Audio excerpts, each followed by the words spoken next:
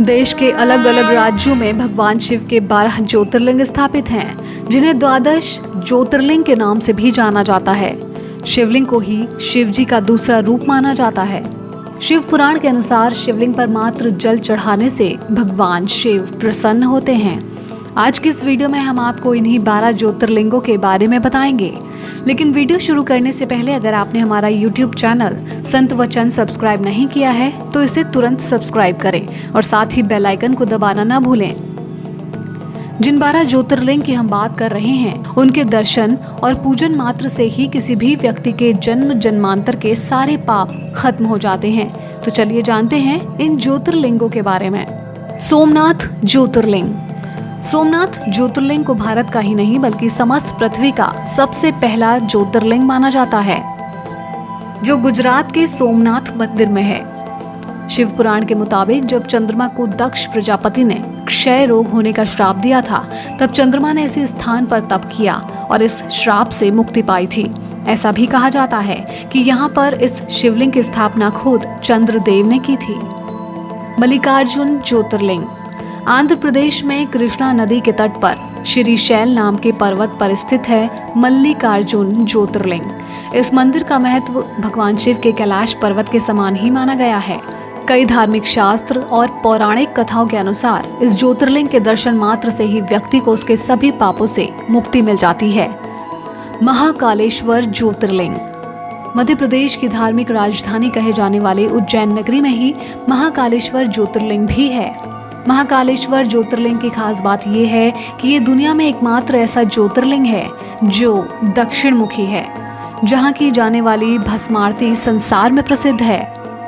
महाकालेश्वर ज्योतिर्लिंग की पूजा खास तौर से आयु वृद्धि और आयु पर आए हुए संकट को टालने के लिए की जाती है। ओंकारेश्वर ज्योतिर्लिंग। ओंकारेश्वर ज्योतिर्लिंग मध्य प्रदेश के प्रसिद्ध शहर इंदौर के पास है। जहाँ पर यह ज्योतिर्लिंग है उस स्थान पर नर्मदा नदी भी बहती है। आपको जानकर हैरानी होगी कि पहाड़ी के चारों ओर नदी बहने से यहाँ पर ओम का आकार बनता है। कहते हैं ओम शब्द की उत्पत्ति ब्रह्मा जी के मुख से हुई है, इसीलिए किसी भी धार्मिक शास्त्र या वेदों का पाठ ओम के साथ ही किया जाता है। इस ज्योतिर्लिंग का आकार ओंकार यानी ओम की तरह है, इसलिए इसे ओंकारेश्वर ज्योतिर्लिंग कहा जाता है। केदारनाथ ज्योतिर्लिंग। भगवान शिव के 12 प्रमुख ज्योतिर्लिंगों में से एक केदारनाथ ज्योतिर्लिंग है, जो उत्तराखंड के केदारनाथ में स्थित है। केदारनाथ का वर्णन स्कंद पुराण और शिव पुराण में भी मिलता है। कहते हैं ये तीर्थ स्थान भगवान शिव को अत्यंत प्रिय है। जिस प्रकार कैलाश का महत्व है, उसी प्रकार उतना ही महत्व शिव जी के केदारनाथ का भी है। केदारनाथ ज्योतिर्लिंग के दर्शन मात्र से ही श्रद्धालुओं के सारे दुख मिट जाते हैं। भीमाशंकर ज्योतिर्लिंग। महाराष्ट्र के पुणे जिले में सह्याद्री पर्वत पर भीमाशंकर ज्योतिर्लिंग है, जिसे माटेश्वर महादेव के नाम से भी जाना जाता है। इस मंदिर की मान्यता है कि जो भक्त श्रद्धा से इसके दर्शन करता है, उसके 7 जन्मों के पाप दूर हो जाते हैं और उसके लिए स्वर्ग के द्वार खुल जाते हैं। काशी विश्वनाथ ज्योतिर्लिंग। ये ज्योतिर्लिंग भारत के 12 ज्योतिर्लिंगों में से एक है, जो उत्तर प्रदेश के काशी में स्थित है। जैसा कि सभी जानते हैं कि काशी का सभी धर्म स्थलों में सबसे ज्यादा महत्व है। इस स्थान की मान्यता है कि प्रलय आने पर भी यह स्थान बना रहेगा। कहा जाता है कि इसकी रक्षा के लिए भगवान शिव काशी को अपने त्रिशूल पर उठाकर इसकी रक्षा करेंगे और प्रलय के खत्म हो जाने पर काशी को उसके स्थान पर वापस रख देंगे। त्र्यंबकेश्वर ज्योतिर्लिंग। महाराष्ट्र के नासिक में है त्र्यंबकेश्वर ज्योतिर्लिंग। इसके पास ही ब्रह्मागिरी पर्वत भी है, जहाँ से गोदावरी नदी शुरू होती है। मान्यता है कि भगवान शिव को गौतम ऋषि और गोदावरी नदी के आग्रह पर यहाँ ज्योतिर्लिंग रूप में रहना पड़ा।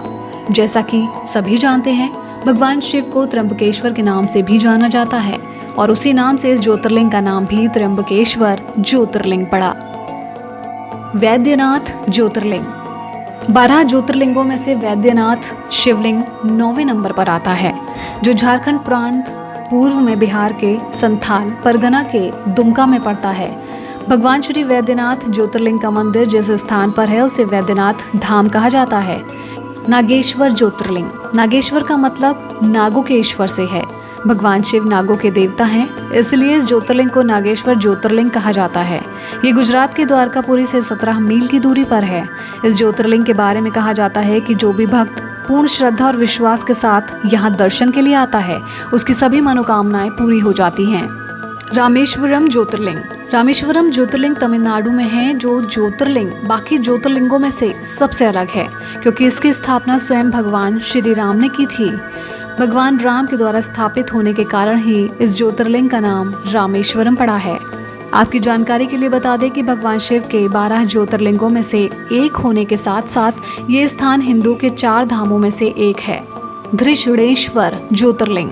भगवान शिव के 12 ज्योतिर्लिंगों में से ये अंतिम ज्योतिर्लिंग है धृषणेश्वर ज्योतिर्लिंग, जो महाराष्ट्र के संभाजीनगर का धृषणेश्वर ज्योतिर्लिंग बहुत प्रसिद्ध मंदिर है। इसे धृषणेश्वर या घुश्मेश्वर के नाम से भी जाना जाता है। आशा करते हैं कि आपको हमारा ये वीडियो अच्छा लगा होगा। हमें कमेंट कर जरूर बताएं कि अभी तक आपने इनमें से कौन कौन से ज्योतिर्लिंगों के दर्शन किए हैं। साथ ही इस वीडियो को लाइक करना और शेयर करना ना भूलें।